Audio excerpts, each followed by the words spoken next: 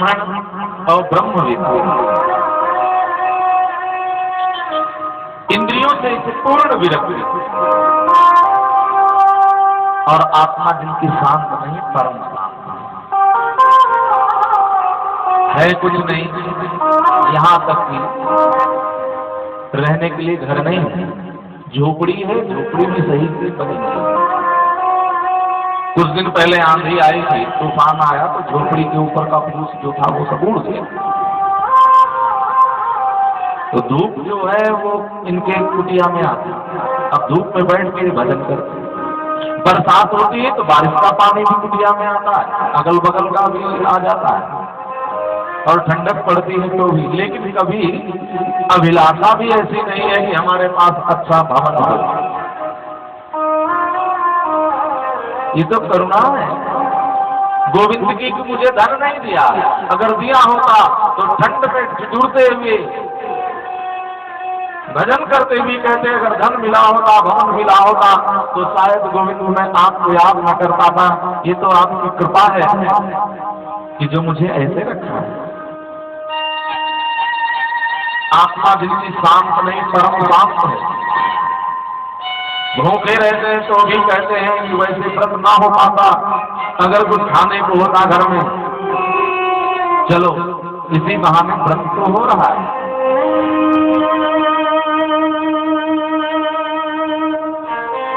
और स्वयं अकेले भक्ति कर लेना आसान होता है, घर गृहस्थी में पढ़ के भक्ति कर पाना बहुत कठिन है। यद्रक्षयो प्रपन्नेन वर्तमानो ग्रहश्रमी तस्य भार्या कुलेशस्य शुकक्षामा च तथा विधा। वर्तमान में गृहस्थ, इनकी पत्नी का नाम है सुशीला, सुंदर है और शीलवान, दयावान, अपने पति से कभी कुछ याचना भी नहीं करती है, कभी कुछ नहीं मांगती। एक नंबर से बजाओ, कभी कुछ भी नहीं मांगती है। एक नंबर से बजाओ भैया। बोली भक्तवत्सल भगवान की जय। पतिव्रता पतिंदाः लम्बतां वदनेन सा दरिद्रासीत् मानाशा वीपमाना निगम्यसा। पातिव्रत धर्म का निर्वाह करती, अपने पति से सुशीला कभी कुछ याचना नहीं करती, नहीं मांगती।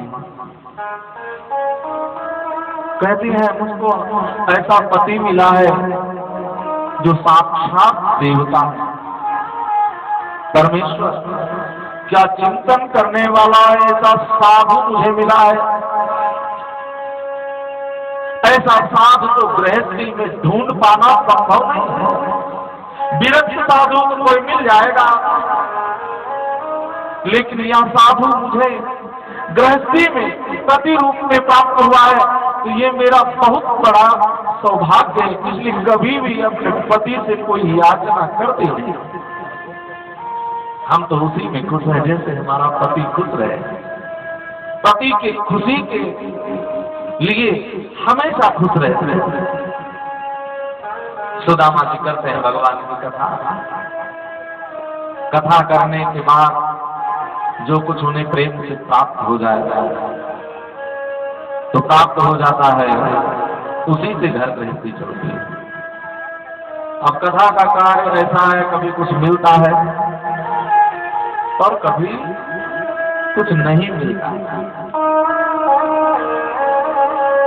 अरे भाई कोई कथा सुनेगा तो कुछ दे देगा, और जब कोई कथा सुनेगा ही नहीं तो मिलेगा कहां से, और कोई काम तो सीखा भी नहीं है।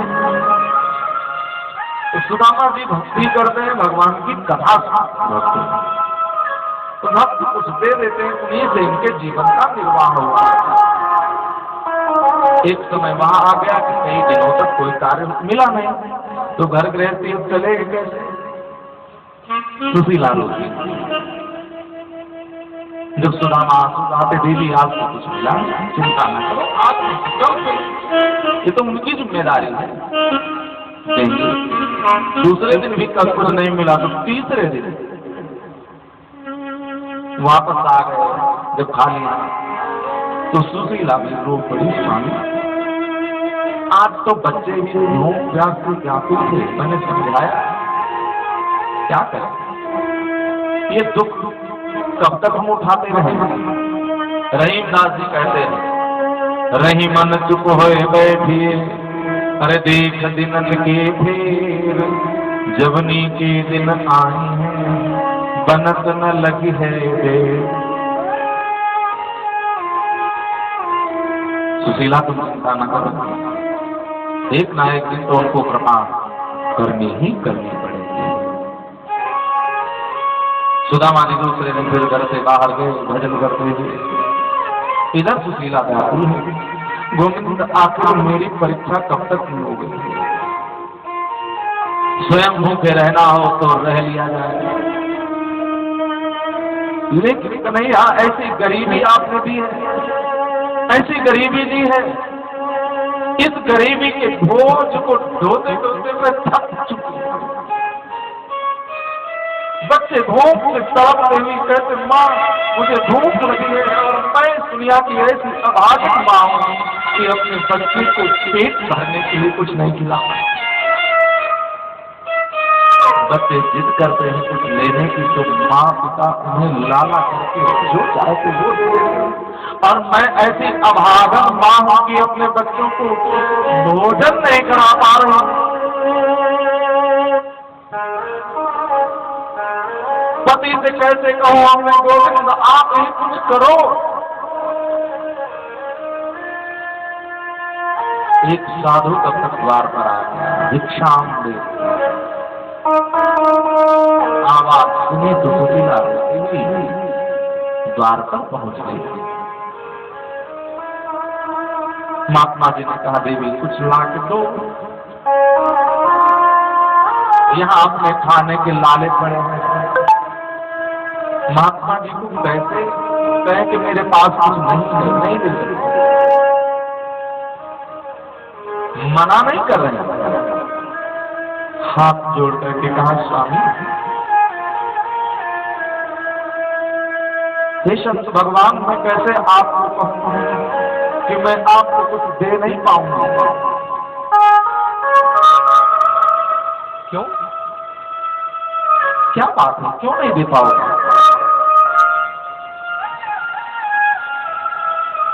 सुशीला बोली, इसलिए हे संत भगवान नहीं दे पाऊंगा क्योंकि मेरे घर में सूतक लगा हुआ है।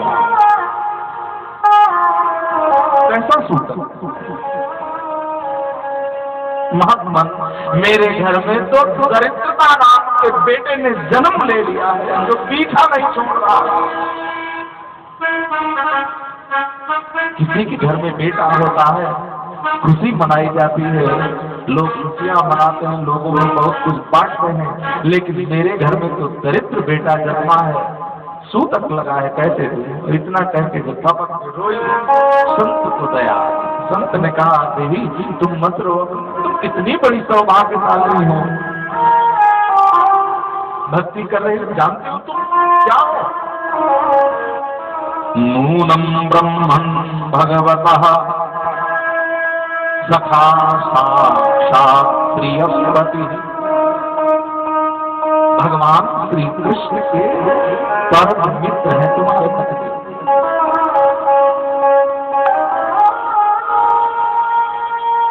और वो मित्रता निभाना जानते हैं। एक बार देवी तुम कैसे भी करके अपने पति को उनके द्वार पर भेजो, क्योंकि धर्म कर्म कराना धर्म पत्नियों का धर्म होता है। अपने पति से धर्म कराएं।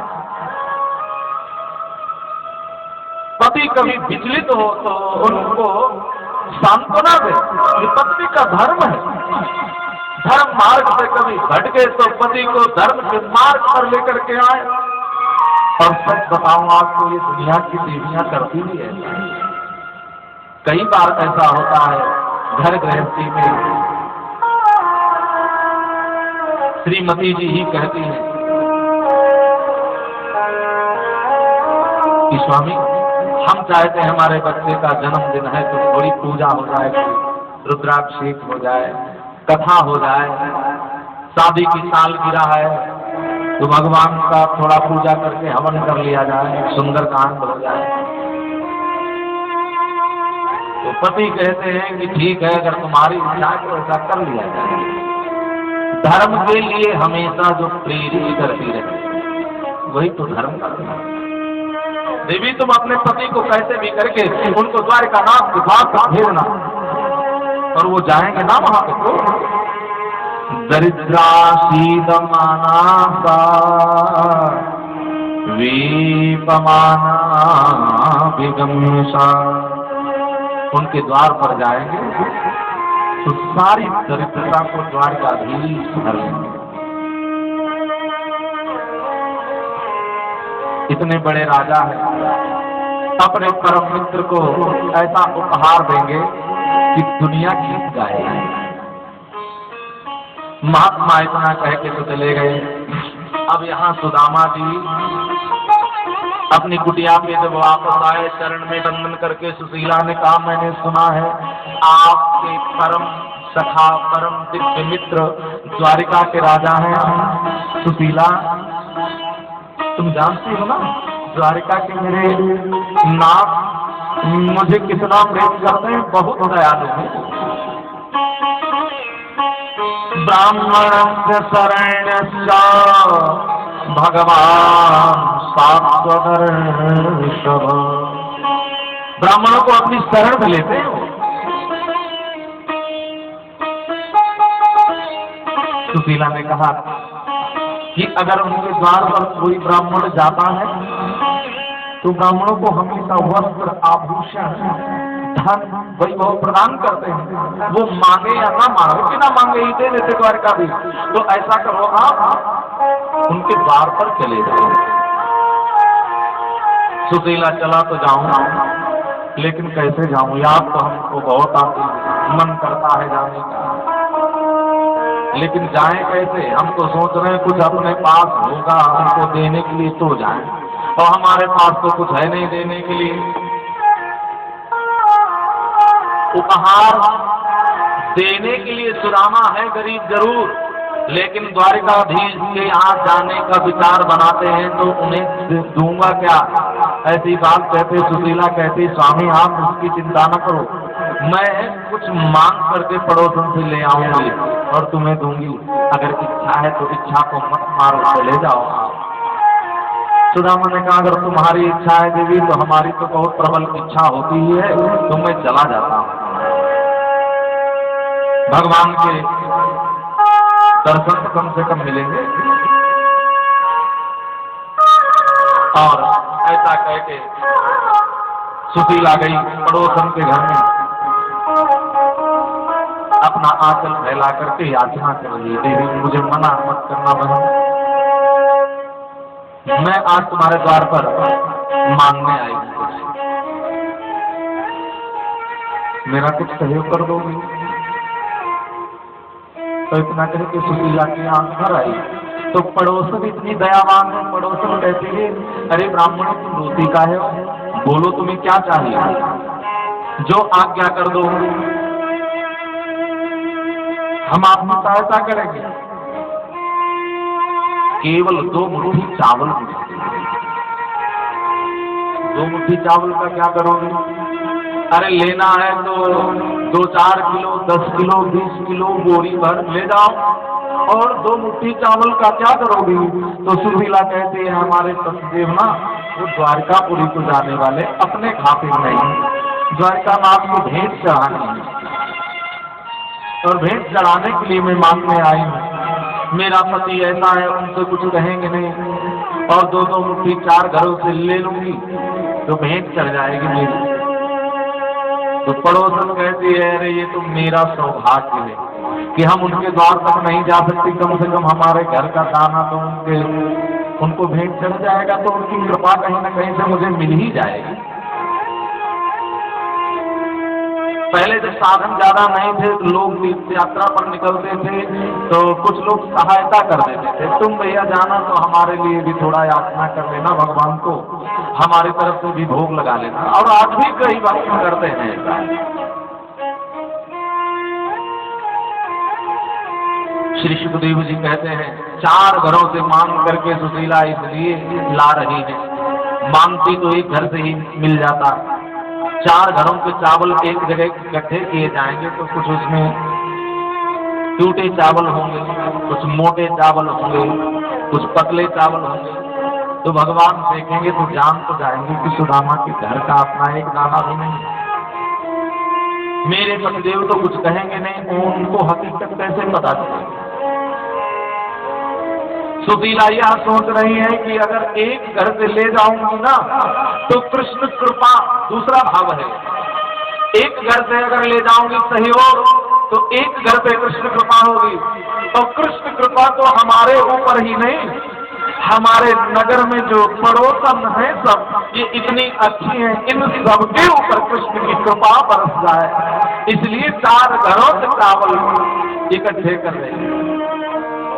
किसी संत ने कहा इसलिए 4 घरों से चावल ले रहे हैं, लो उतना जितना चुका सको, इतना किसी से मत लो कि कभी जिंदगी में आप अदा ना कर पाओ, और दूसरी बात अगर ना अदा कर पाओ तो देने वाला व्यक्ति की आत्मा कभी ये ना कोसे कि तुम ले गए हो तो दुखी रहो। सुशीला यही भाव से लाई है चावल 4 घरों से कि कम से कम एक मुट्ठी ले जाऊंगी, अगर वापस नहीं कर पाऊंगी तो कम से कम पड़ोसन गाली तो नहीं देगी कि हमारा लिया था बेईमानी कर लिया। और ये कह के भी आई है एक के बदले में 4 दूंगी तो विश्वास रखना, गरीब हूं लेकिन ईमानदार हूं, बेईमानी की नियत नहीं, नियत में बेईमानी नहीं है। कोई गरीब व्यक्ति को नियत चोर नहीं कहा जा सकता। सुदामा गरीब तो जरूर है, दरिद्र नहीं है, दरिद्र वह है जो असंतोषी होता है। सा एवं भार्या विप्रो बहुसा प्रार्थितो मृदो। भार्या सुशीला जी आई और विविध प्रकार से वह रोटी देकर प्रार्थना करने लगी, मृदु वचन बोली, अयम ही परमो लाभो, अयम ही परमो लाभो, उत्तम श्लोक दर्शन। बेच देना तो बहाना है, स्वामी उनके दर्शन और उनके दर्शन ना सब संकटों को मिटने वाले हैं।